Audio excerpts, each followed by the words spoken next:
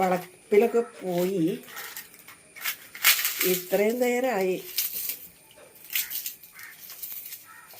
വന്ന് ഇപ്പം രാവിലത്തെ ഫുഡ് കഴിക്കണുള്ളൂ എന്നാണ് ഈ പറഞ്ഞു വരുന്നത്. അപ്പോൾ കപ്പ ഉലത്തിയതും പപ്പടവും പണ്ട് കാലങ്ങളിലൊക്കെ ഞങ്ങളിതൊക്കെ ഒരുപാട് കഴിച്ചിടതാണ്.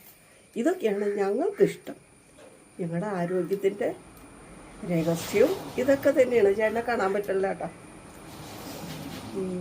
അങ്ങളിത്തിരി ദൂരെ ഇരിക്കുന്നതേ.